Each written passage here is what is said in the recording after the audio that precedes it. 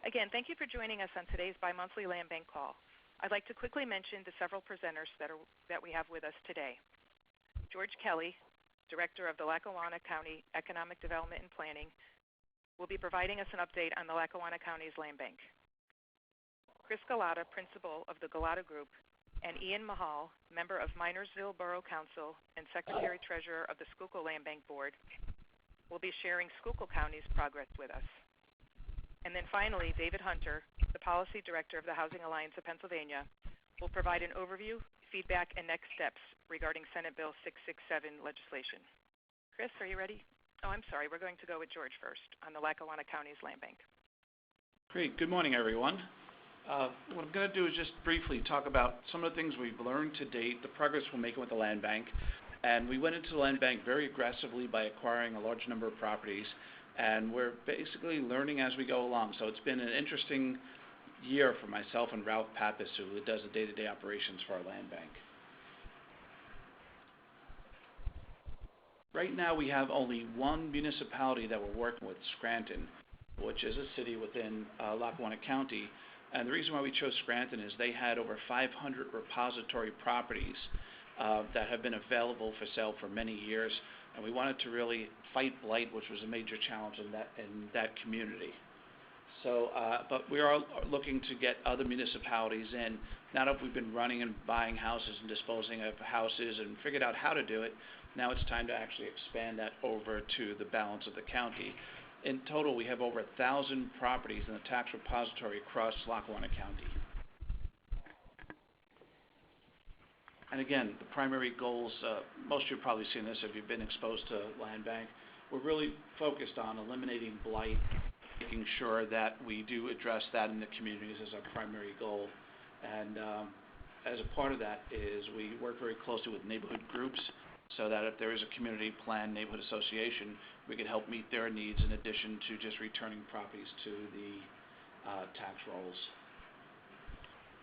The acquisition methods that we've been using is we're currently going through our redevelopment authorities for the city and the county to determine which properties should come on board and should be included into the land bank inventory. The school board owns a couple of schools and they're having some huge political issues trying to sell those off or dispose of those properties.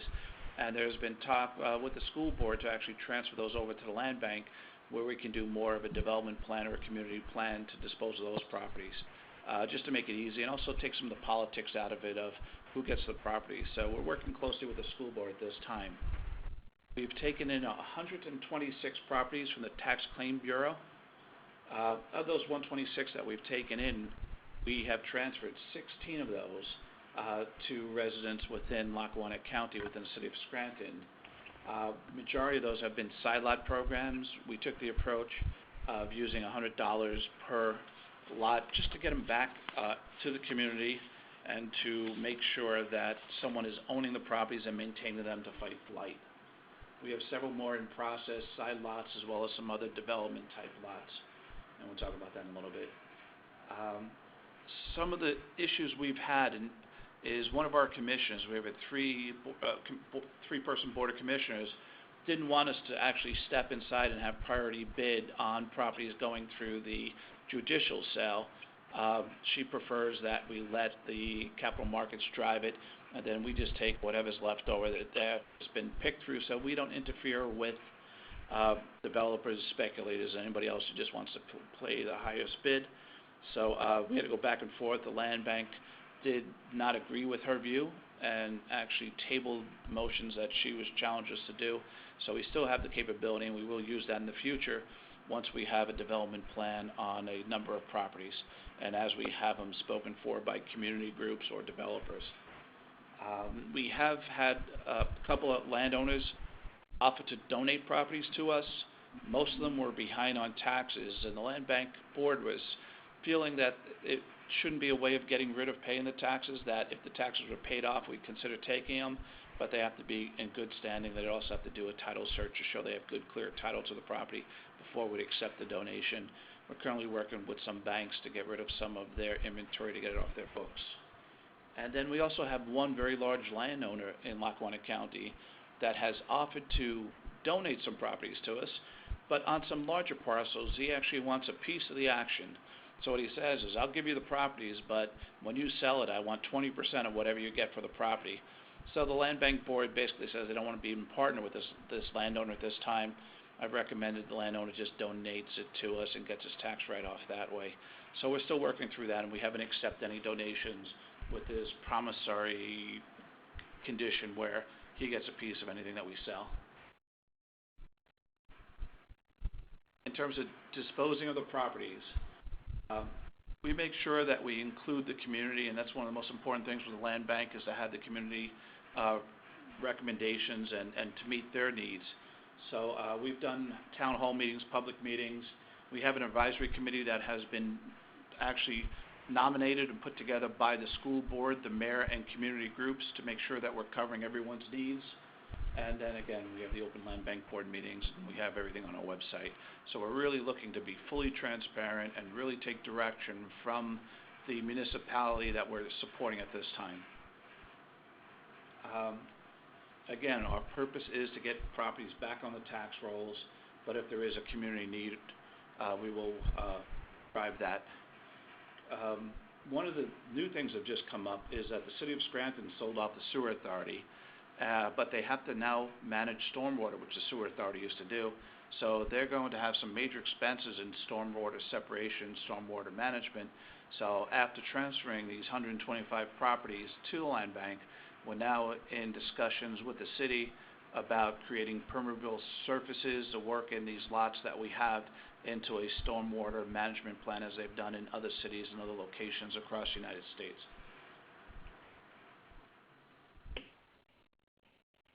So already we talked about acquiring the 126 properties from the Tax Claim Bureau. Some of the biggest challenges we have are neighbors that both want a property, that they two side neighbors would want a property in between, and our approach has been is to deed it over to both of them and let them figure out how to split it. We don't want to split it and give it to them because that would create a non-conforming lot that if they go to sell in the future, it would create problems for us down the line. So we've basically worked it along those ways. We've had issues with disposition of properties where a lady wanted to build a monument to her father that was killed by a banana truck coming down the hill in Scranton, Pennsylvania, but she wasn't a contiguous neighbor. She lived a couple blocks away, and we deeded that property on a side lot program to the neighbor next door. We let the advisory committee make the call on that and recommend to the land bank board for approval. We're selling two properties to United Neighborhood UNC. What they are doing is they're doing some new affordable housing units for senior citizens to keep them out of nursing homes. We're leasing properties to a neighborhood organization, the Hill Neighborhood Section, a neighborhood group. They want 4 properties for green spaces, gazebos, parking, and then we're also leasing some properties to NeighborWorks so that they have site control to go after some neighborhood dollars to do some redevelopment in communities. You take a look in terms of eliminating blight. This is one of the properties, a commercial property, that had Commonwealth of PA liens and the usual municipal tax liens that we took possession of. And it doesn't have a roof, but it's contiguous to a $14 million development project that's going on. The developer's interested in buying it from us. So we're currently trying to clean an IRS lien off of that property. Once we have that cleaned and scrubbed, we'll turn it over to them. But there's also discussions with the city about using this lot as green space and stormwater runoff. So the developer is working with us in the city to determine what's the best use for this property. So we took it from the city out of the repository. We're scrubbing it now. We also have an EPA Brownfield Inventory and Assessment Grant. We just completed the phase 1 on the property, and we're actually going to do a phase 2 to figure out what's there. And if there's anything there, we will go after EPA money for remediation prior to turning it back over to the developer or back to the city. If you take a look at the houses on the screen now, this is 920 through 2, 4, and 6 Madison Avenue, condemned homes that the land bank acquired. And we had a lot of neighborhoods complaining about the properties and saying something should be done. So kind of following the traditional manner of what happened in Scranton, the houses were demolished and taken down. And even though the land bank took the properties in, the city had it on a demolition list. They really wanted to do it. So we deferred back to the city to say we're here to help them. They took it down for us, even though it was in our name. And then if you look at the next slide, you can see all the usual suspects in the land bank with the 2 houses taken down and cleared. These are the 2 properties that are being deeded over to United Neighborhood Centers to do the assisted living for seniors, affordable living, keep them in their homes. But it shows that the land bank, in terms of this, really takes a community to do. And we have the tax claim office, the past president of the Scranton Board of Realtors, Scranton School Board, Ralph Pappas, the gentleman with the white hair in the back, hiding behind everybody. He does all the work. He tries to stay out of pictures. He's shy. City of Scranton Economic Development, City Council, the mayor. The chubby guy behind the land bank sign is me. The next chubby guy is my commissioner, Pat O'Malley. And then we have Realtor, Planning Commission, and we have Senator Blake's Regional Director, Larry West, who travel around looking at all different land banks and communities for about 2 years before we're able to form the land bank. And Senator Blake was vital in terms of funding it with a gambling grant, so he's an integral part of our land bank too. Eliminate blight we talked about. One of the houses that we took in our first acquisition of 100 properties, there's an owner-occupant living in it, so they continue to live in it as we try to work through those issues. But it's the first property that we took in that actually has somebody living in the house. Usually they're burned out or condemned or the best crack house on the block. So this one we have to work through now, dealing with an owner-occupant or the owner-occupant's daughter who's still in there to work out something with the owner. The property on the right is a neighborhood bar. The back of it all burned down. The kitchen. This is one of the properties we're leasing to NeighborWorks as they go for money for rehab of this one to help west side of Scranton. Create conforming lots. We had a developer go bankrupt. This was a KOZ that was granted that they couldn't get any commercial development put together with it, so a developer grabbed the property and put in residential. So the people who lived there in the KOZ property were tax-free for 10 years. Now the KOZ is over. A lot of people are underwater with the house. People aren't building there. The developer went bankrupt, so the land bank just took title to the balance of the open lots and some of the larger lots that weren't divided. So now we'll work through getting them ready for development and or side lot. We're looking to do development, if anything. It also runs right along a rail line, the North Fork or Canadian Pacific line. Our side lot program, we had 23 properties that people actually took over the years where they put up fences and sheds and pools and barbecues.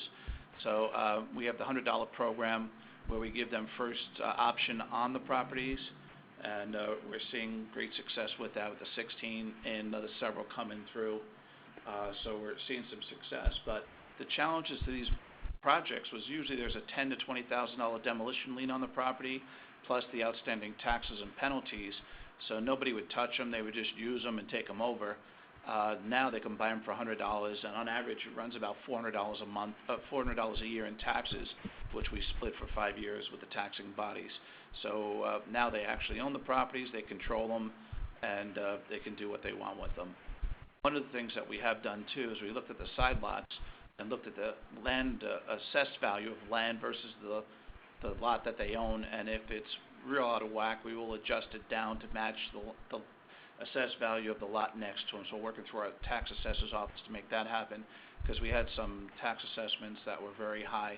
So we're just trying to be fair. If they're low, we leave them that way to encourage getting them sold and on the tax, back on the tax rolls. We haven't had an assessment and a reassessment in 50 years, so we have our challenges that goes along with that. So again, our challenges that we've seen so far is that just to simplify all our forms, we innovated, which is really plagiarizing. So we took everybody's out there as best forms and try to make them our own.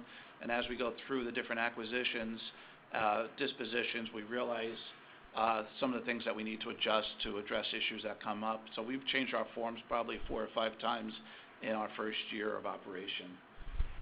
IRS lien is our next challenge. We did have a webinar here, probably about 6-8 months ago about how to address IRS liens, and we're walking through our first one now. The reason being is through our tax sale, we don't give proper notification to the IRS, so it doesn't wipe out the IRS liens in their eyes, so we have to go through and show this diminished value of the property, and they should go after the other assets of whoever they're chasing. A big thing that held this up is, although when you take title to a property in a land bank, it erases municipal liens. So when the City of Scranton took down properties, they put a lien against them for the demolition fees, and they used HUD money to make that happen. So we went to HUD to get formal, in writing determination that the elimination of blight was the national objective, and that by doing that, we have met the objective and there shouldn't be any strings or hooks on the property. And by virtue of it coming over to the land bank, they were saying that we've met the national objective and we don't have to pay back the demolition lien, nor pay back the market value of the property, which at the time is only $100 anyway. So that held us up for probably 3-4 months of disposing properties, because the city wanted to make sure that they wouldn't be on the hook for the CDBG money, but they didn't realize that once we took title to it, we washed that lien anyway. But as a courtesy to the city, we let them work through it, and also makes it easy to get that HUD determination letter, or the letter from them saying that we don't have to pay back the money. Squeaky neighbors. We have a couple properties that have been a real challenge to our local politicians. We had a guy that used to block the mayor in his parking spot just so he could get his attention to say, I want someone to cut my grass on this empty lot next door. So the mayor's very happy because the squeaky neighbors aren't bothering him anymore. Now they're parked outside my building. And I give them full permission, go cut the grass yourself, feel free.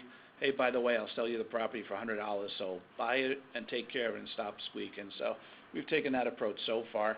We have one lady that complains about shingles falling off a house, so putting together the resources to do maintenance on the properties. We're looking at using the local prison work gang to actually keep them busy and put them out mowing the grass, keeping track of everything, because Scranton's DPW says they're too busy to do it. So therefore, if they're too busy, we won't be putting anybody out of a job. We'll get the prison gang to actually take care of the properties, and that's in the early stages of getting that memorialized to make that happen. Multiple bids are always a challenge on the properties, especially with side lots. Who gets the property? We have some strict rules. We made sure we baked that in, that the property has to be contiguous, at least 75%. We have granted some side lot programs where the person was across a small little alley. He's been maintaining it for years. So we probably had about 4 or 5 properties where it wasn't fully contiguous, but in order to get someone to own them, and since we have so many properties and no one's building new houses in Scranton, we felt it wouldn't be a harm to give it to them for $100 and let them pay the $400 a year and maintain it, to take control back of some of these properties and fight blight. We get some pushback every time we give a property to a nonprofit. In the case of United Neighborhood Centers, they're giving a voluntary tax contribution on that senior assisted living below market rate housing. So we've come across that, but again, we're following our policies, our procedures, and the priorities of the advisory committee. So even though I get pushed back by one of our county commissioners, we're still proceeding as we have published, and we will try to get on the tax rolls, and if not, then we'll look for anything else we can do with the properties. And then a big challenge we've had is we got a couple deeds from our tax claim office. They gave us the wrong property, or they deeded a property to us that they sold in a prior repository sale that they just didn't realize. So now we have the issue of how do we nullify that purchase, or how do we just record a new deed giving it to the beneficial owner that the tax repository sold it to. So we're working through a couple of those. So if anyone's out there is buying properties from their tax claim office, make sure you look at the deeds real close. We were rushing to get the first 100 in, then the subsequent 26. So we've had 2 or 3 challenges with that. And that basically summarizes our first year of operations with the Lackawanna County Land Bank. The last slide I have is just contact information.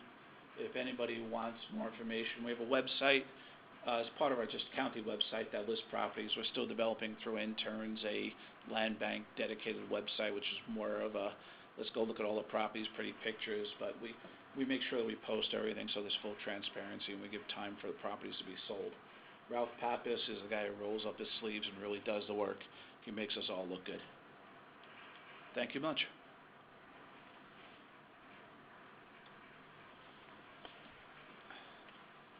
Yeah, this is Chris Gulotta. I'm going to speak about the Schuylkill County Land Bank, which was formed in December of 2015. And the land bank, in the case of Schuylkill County, was formed by 4 communities, Delano Township, Mahal City, Mineresville Borough, and Shenandoah Borough. There's an 11-member board. 4 of the representatives on that board are from the 4 municipalities. 3 are from school districts. 1 is a county representative, and then the other 3 representatives are at-large representatives, including that community organization representative that is required by the Land Bank Board. What we've done really in 2016 is lay the groundwork by building relationships with a variety of organizations in order to really hit the ground running in 2017, and we've been successful in 2017 with a number of projects that are in progress or completed or are soon to start. I will tell you, in 2016, we spent a lot of time on relationship building, which I think is important. Maybe that's one of the lessons learned, is you really do need to lay the groundwork with municipal officials, the Tax Claim Bureau, because this particular land bank will be acquiring properties at the judicial sale in August, and we've had a terrific cooperation with the Tax Claim Bureau in the county. We basically developed a protocol or a process for buying those properties at the judicial sale. We've also strengthened relationships with counties and with the county and other funders, and so I think that relationship building, the time we took to do that in 2016, has really paid dividends.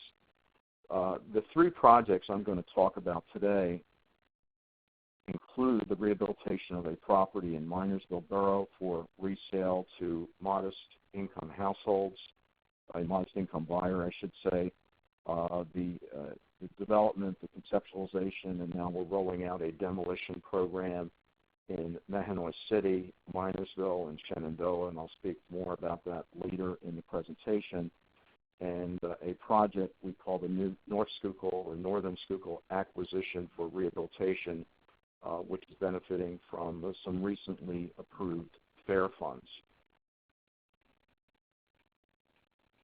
And I'm going to have Ian Mahal.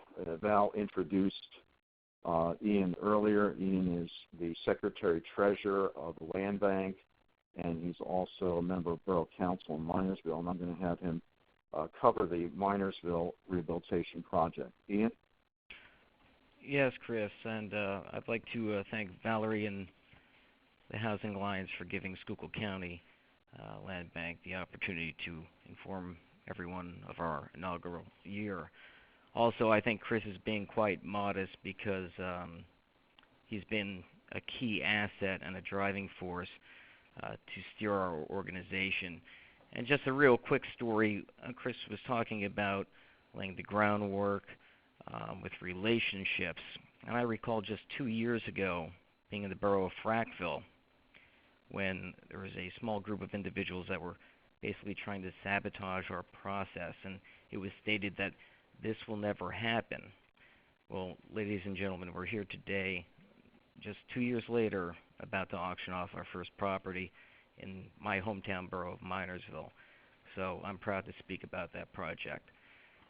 So right off the bat, I hope that every community is given the gift like we got from Wells Fargo. Last April, it was brought to our attention that Wells Fargo was interested in donating a property at 228 Lewis Street. After contacting a realtor, it was a matter of a week before members of the land bank and borough members were able to access the property.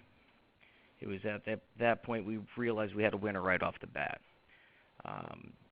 Jeff Fieser, a member of our land bank and the director of housing of Schuylkill Community Action, stated that it was the best condition donation that he has seen. And within a month, we had a donation agreement with Wells Fargo, not just for the property, but $10,000 on top of that, for rehabbing the property. So I think what we're seeing now is banks no longer want these properties, and they're going to start giving some cash towards rehabbing it so that land banks and municipalities take it off their hands. By June, the land bank agreed to execute that sale of agreement. So this was a boom expedited process. It would cost upwards of $38,000 to rehab this property. That's what we're at right now. $10,000 from Wells Fargo, as I spoke of, and Act 137 funds, or the optional affordable housing funds, covered the rest. We'll move on to slide 5 here, which, there we go. So slide 5, the land bank, we'd enter into agreement with the Schuylkill Community Action. And very briefly here, Schuylkill Community Action is a private nonprofit 501c3. Their organization has been in existence since 1965. They're HUD and PHFA certified counseling agency. They focus on community revitalization through blight elimination, renovation, repair of lower income households, and persons with disabilities. Therefore, they've been accomplishing similar work to what the land bank is looking to accomplish, but without the power of the Land Bank Act, a coalition of governments, and all the other positives that we see with the Land Bank Act. For this property, the Schuylkill Community Action wrote up work details, site specifications.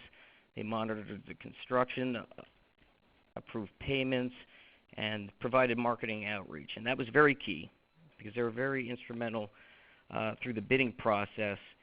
And we got a very reasonable bid with a firm, W.G. Davidson, for $35,375 to rehabilitate this property. So on to slide 6.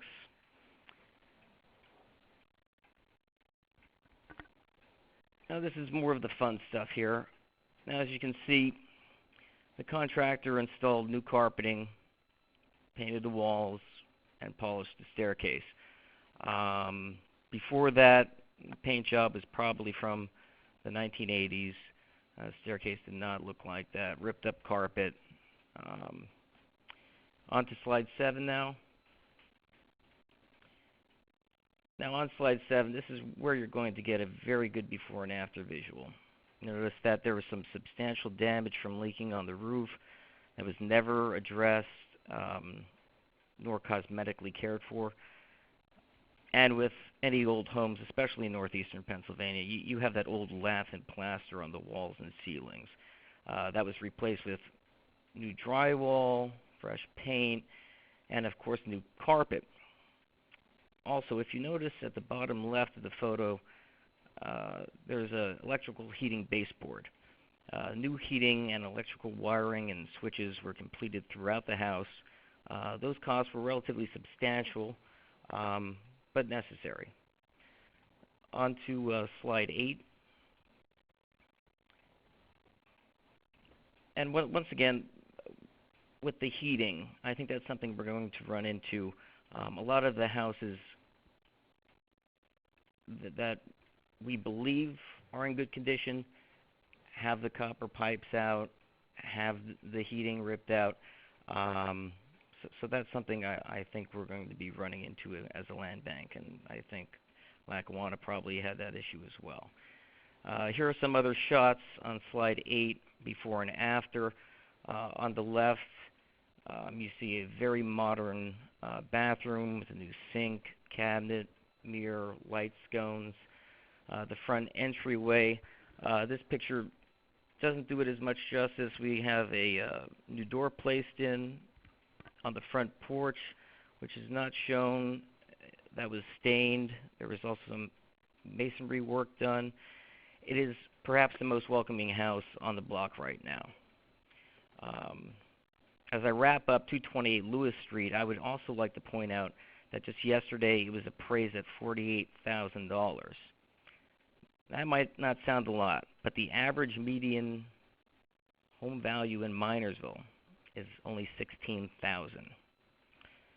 So as a councilman, when you raise taxes for mills, you have to kind of explain yourself to your citizens.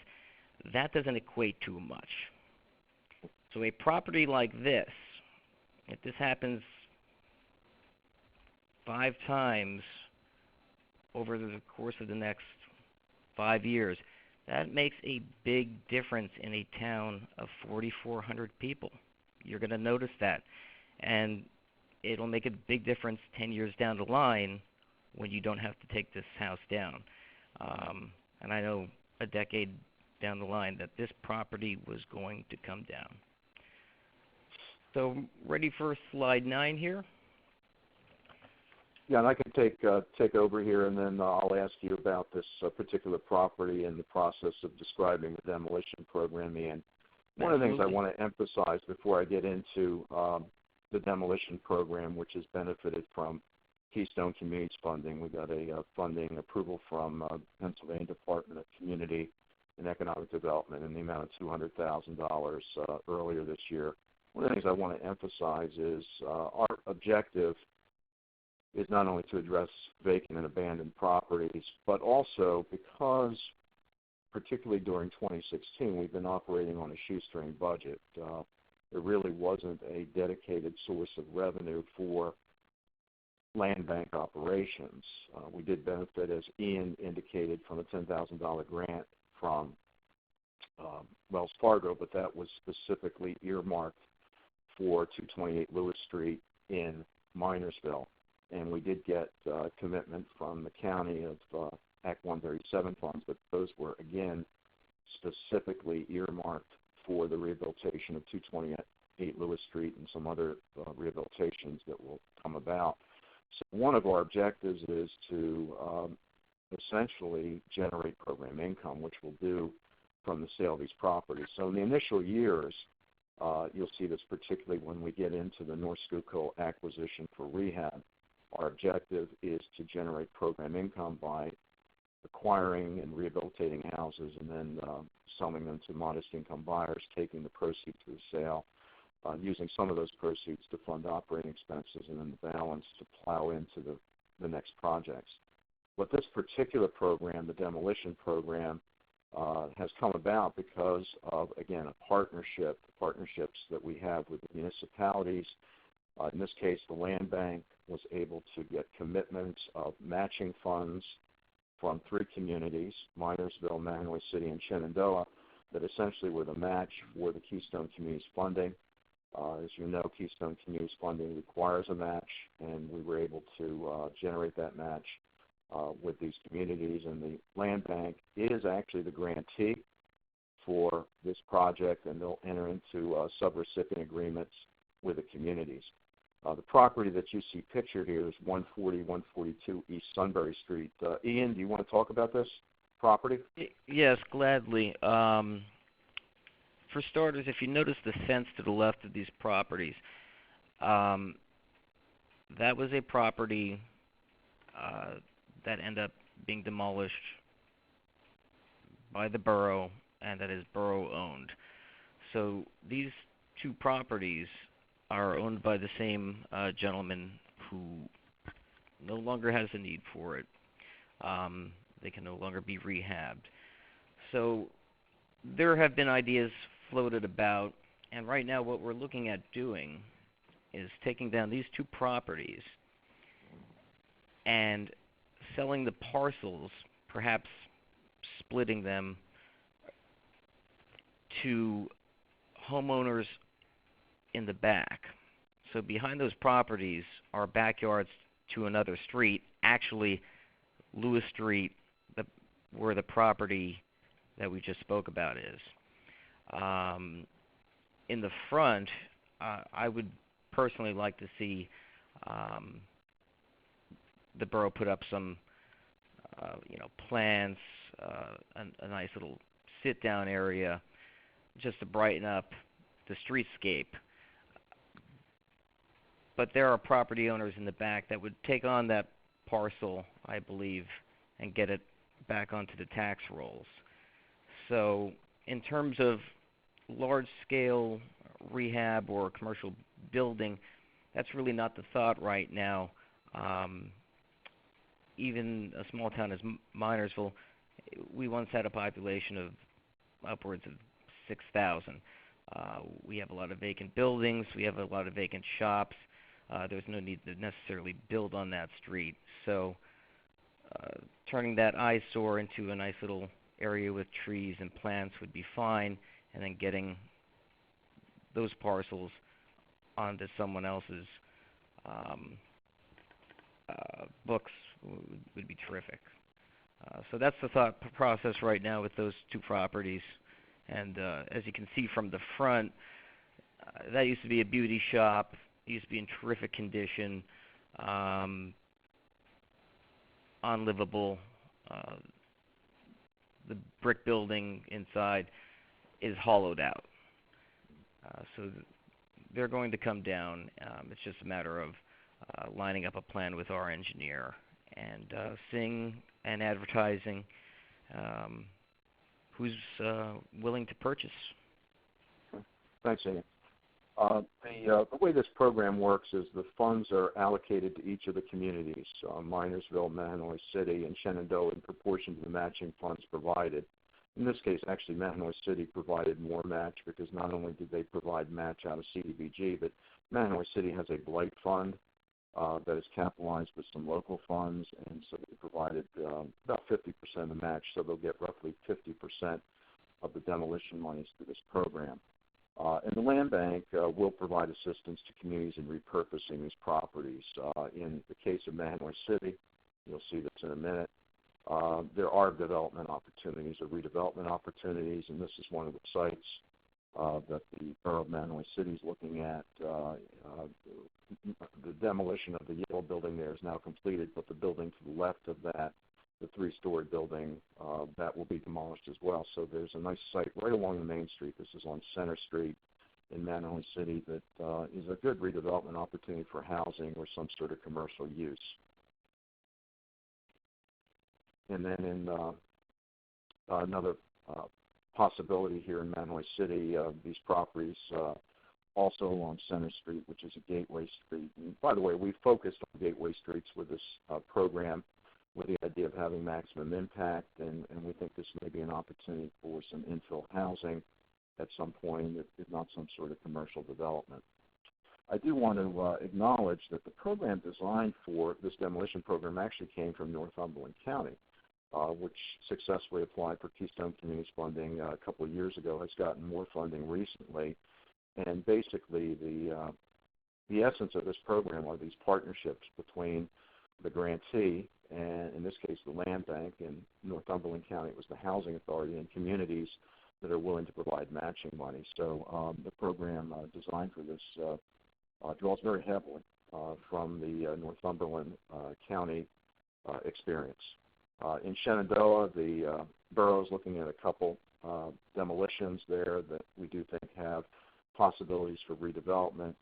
This is 300 West Penn Street in the borough of Shenandoah, and also a corner property at Cole and Jardin Streets in Shenandoah. And there's actually a property at the back of this slide, actually it's on the left there, that would also be demolished. So there would be a pretty nice parcel for redevelopment, again, either for housing or commercial purposes. The Northern Schuylkill acquisition for rehab, it's relatively modest, I'll admit, but again, we need to start somewhere. This property will be purchased by the land bank at the judicial sale in August, along with a property at the back of these properties, so that we can have access to an avenue at the back, so that there can be off-street parking. This is the one property in Ashland, the borough of Ashland in Schuylkill Township. The other is in Delano Township. I'll show you that one in a minute. Again, the source of funds for this project are fair funds, and many of you have taken advantage of the first round of fair funds, and we were successful in getting $175,000 in fair funds for this particular project. Those fair funds will be matched with funding from Act 137 and also a construction loan through Mid-Penn Bank. These, as I said, these properties will be acquired at the judicial sale in August. This is the Delano Township property on Lakeside Avenue. Again, these properties, the one in Delano as well as the ones in Ashland, will be sold, rehabilitated, and sold to modest income buyers. And these properties are being purchased at that judicial sale. Just some concluding remarks, on Schuylkill County. As I said, the early activities are designed to generate program revenue, looking at selling the properties to sustain the operations. But we've also been successful in engaging a number of partners. Schuylkill Community Action, Ian mentioned that that's an organization with a lot of capacity to prepare specifications for rehabs and do the progress inspections of the work in progress and basically help us receive bids. So we've tapped into that expertise. We appreciate not only the funding we received from Wells Fargo, but the property. As Ian mentioned, this is a property that was in relatively good condition. We've had tremendous support from the Pennsylvania Department of Community and Economic Development and the Pennsylvania Housing Finance Agency through the Keystone Communities and FAIR programs, respectively, and local banks. We've got a lot of good cooperation from local banks as well. And as revenue sources become more predictable, additional communities will be included in the land bank. At this point, we have added 3 communities beyond the original 4. Those are Frackville and Ashland and Girardville. And we're looking at undertaking activities in Frackville and Girardville, if not in 2017, then certainly in 2018. Val, that's our presentation on the Schuylkill County Land Bank. Okay, great. Thank you all very much. I think that everything was very informative. I just want to be conscious of time. It's about 1:45 right now. This ends around 1. We were thinking to open it up for Q&A right now, but I think it might make more sense for David to present your piece, and then if we need to go a couple of minutes late, we could, or if anyone has questions on any of this. And we do have everyone's contact information, too. And, again, this presentation will be sent out, so there could always be follow-up afterwards, too, if questions do not get answered for some reason. So David, let me see your Sure. Thanks, Val. We wanted to just provide a quick overview of a bill. It's Senate Bill 667, which would expand the powers that land banks currently have under the Pennsylvania Land Bank Act, which was, as you know, created in 2012, would expand those powers to redevelopment authorities. And the intention, this is a bill that's been introduced by Senator Stefano from Fayette County with input and leadership by the Fayette County Redevelopment Authority. The intention of the bill is to not have any impact or effect on existing land banks or the ability of communities to create land banks. There's, I think you're looking on the screen right now at a summary description of the powers that this bill would convey. While it's not currently drafted this way, the intention is to include in those powers the priority bid status at tax sale that land banks have. And so we convened a small group for a call last week that included Chris and Winnie, who are on the call here today, as well as, and George Kelly, as well. We also had input from Joe Shack from the Northeast Land Bank, Northeast PA Land Bank, George Connor from Dauphin County Community and Economic Development. Ann Lewis was on the call from Steel Rivers Tricog. Pat Mack from Northumberland Housing Authority, which operates the land bank there. Irene McLaughlin from the Pittsburgh Land Bank. and I think that's everybody. But we met and talked about to understand and articulate issues and questions, concerns, and potential impacts, both positive and potentially negative, that this bill could have. And we created feedback that we provided to Senator Stefano's office. So the status right now is that they're reviewing our comments and are open to making changes to the bill that would make sense to everybody. And we're waiting to see revised language. I'm going to ask if Winnie or Chris, if you want, or George, if you wanted to add anything to that. We're, obviously we want to support the expansion of land banking activities and resources across the state, and we also want to preserve and protect the framework and the work, the ongoing work that land banks are undertaking. So is there anything else that you guys might want to add to that?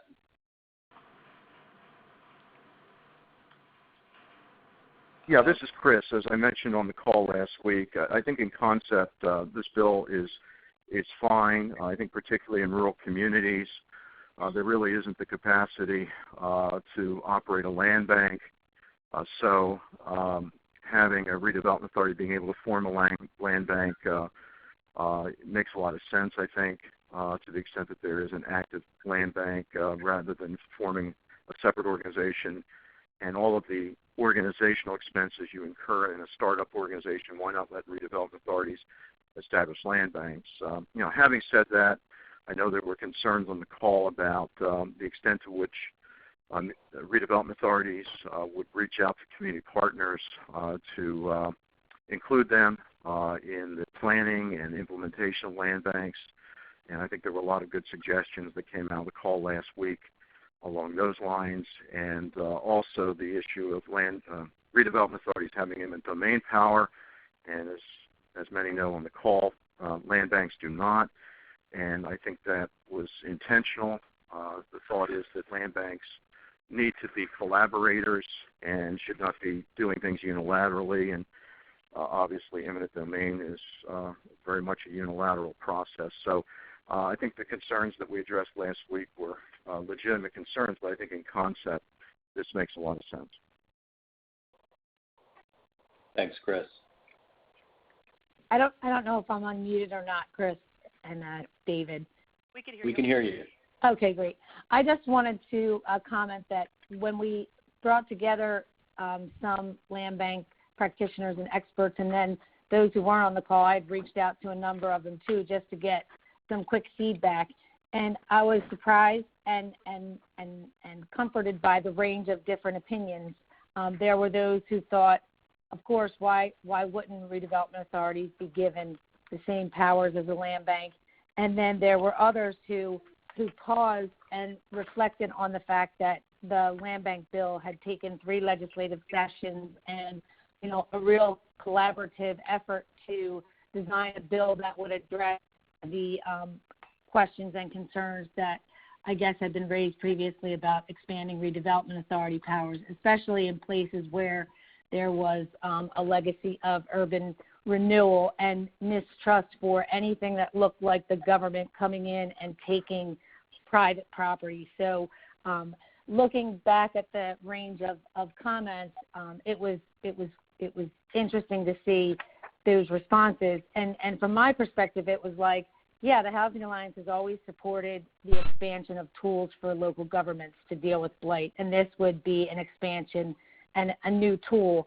But then at the same time, looking at some of the protective provisions that were put in the land bank statute, things that required a more concentrated community participation and transparency and accountability, and then giving local governments who decide to create a land bank the ability to manage what happens in their boundaries without a county-based land bank trying to exercise similar powers in that area. And that was one of the concerns that was raised, like how do we manage if there's a group of municipalities that have formed a land bank can the County Redevelopment Authority now come in and operate within that same area? How are we going to manage those potential overlapping jurisdictions?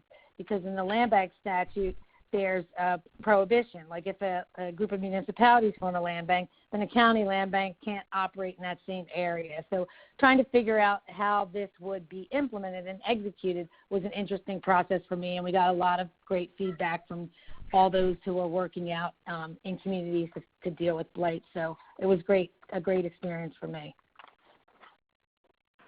Thanks, Winnie. Anything else? George, did you want to add anything? I think Chris and Winnie really summarized it. I have the benefit of being the executive director of a redevelopment authority and also the managing board member of a land bank. And my biggest concerns was the community participation and meeting the needs of the community. And we actually looked at forming the land bank based upon our redevelopment authority, but to get local and cooperation, we did a separate and distinct board that was jointly appointed by the City of Scranton and the Commissioners of Lackawanna County. So I think the trust issue is something, and if you put in the same protections that you have in the land bank legislation for redevelopment authorities and get that extra representation on a redevelopment board to represent the communities, I think that would be a good course to proceed. That's great. So our plan is that we will keep everyone informed about the status of this as it moves forward. And if anyone has any questions or comments, then feel free to reach out to me. Val, kick it back over to you. Sure. Does anyone have any questions either regarding this or the earlier presentations regarding the county's land banks? You could do *7 to unmute your lines to ask the question, or you could type it in the chat feature. Looks like we have a few minutes, so questions are welcome.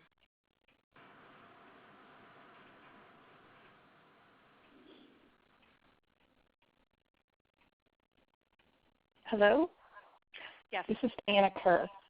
I'd like to ask George in Lackawanna a question about the how the city of Scranton agreed to cooperate with the county and why they didn't want their own land bank, because this seems to be a traditional trend in PA.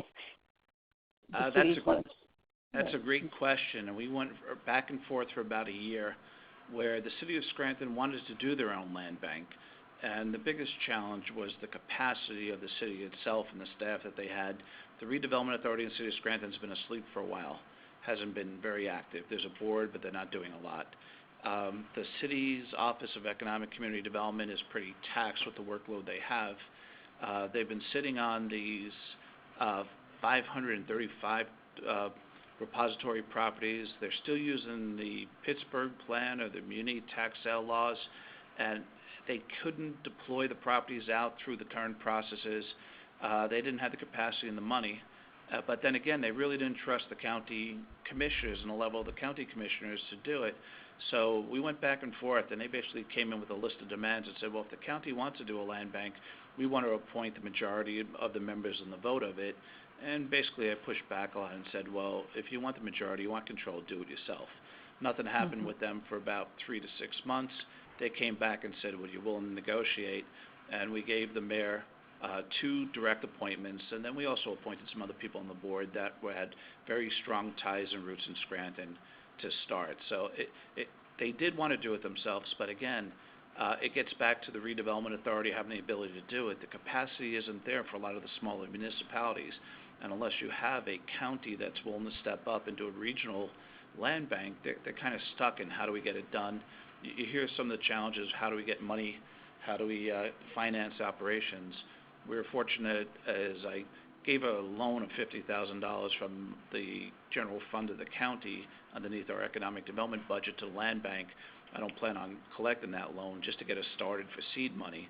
Then Senator Blake and a couple of the reps backed us and said, listen, we'll give you $160,000 to get it running, show us it works. And now they're saying you got to get a couple more communities in there before we give you another round of funding when we go for LSA again. So it really comes down to capacity and money. Okay. Thank you. Great. Thank you. We do have a question typed in. Do you know if the current state budget will continue to fund the land bank funds at the same funding level? I wouldn't know. There is no. Yeah, there is no state funding for land banks. It really is land banks looking at existing grant programs through the state and the county in order to get the funds needed to fund their startup. Some of the ones mentioned today that Chris and George both mentioned are the local share accounts, which are for communities that have access to some gaming grants, and then Keystone Communities, FAIR, are the other resources that I think a lot of land banks have looked at and applied for funding for those programs.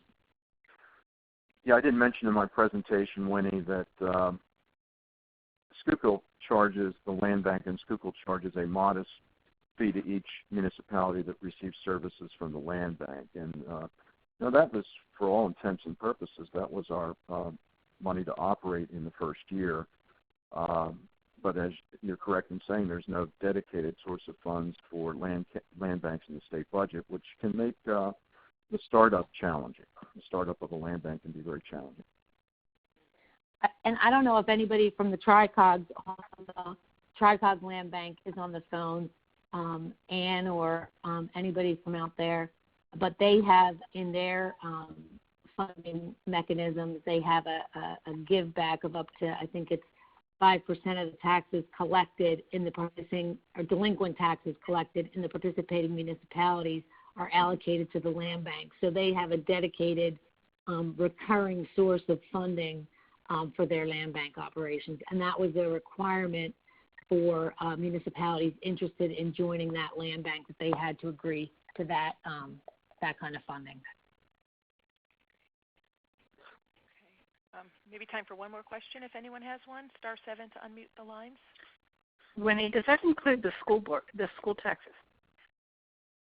I'm not sure. I just know that that's what has been described. I can check the materials I have and let you know, Diana. Okay. Thank you. Hi, this is Ann from TriCog Land Bank. Hey. So sorry about that. I tried to unmute myself and I hung up on myself. It happens to the best of us. So if the question about the school districts was whether or not they contribute to our land bank, is that what that was? If that was, the answer is yes. Whether they contribute to this 5% of the delinquent tax? Yes. Our land bank, because of the funding issue and because school districts really have a significant financial incentive, we think, to get these properties back on the tax rolls, they are an integral part, an equal part of our organization. It is truly a collaborative.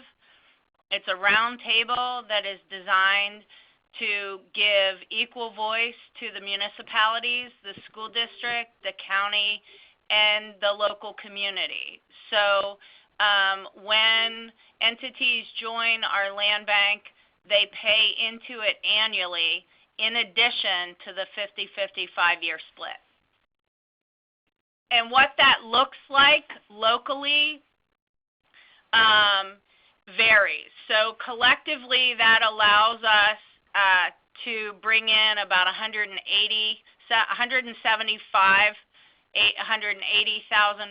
of operating capital a year. If our land bank grows, that number will go up. For the municipalities, depending on their size and their tax delinquency, the amounts range from one municipality is less than $200. Some of the larger, more blighted places are about $5,000. And then the contribution for the school districts, again, varies. We have one school district with a lot of members that's pretty big, that's fairly blighted.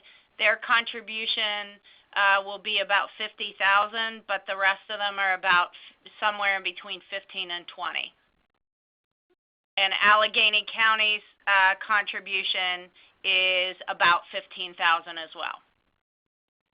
So if that helps. Great. Very good. Okay. Yeah. I'm just looking at the time. It's a few minutes after 1, so I just want to again, thank everyone for joining, and especially the presenters, Chris, Ian, George, and David. And I will be following up in the next couple of days. All of you will be receiving the link and attachment to hear this presentation again. Okay, so thank you, everyone, and have a great afternoon. Thank you. Thank you. Thank you. Take care now. Bye-bye. Hey, Val.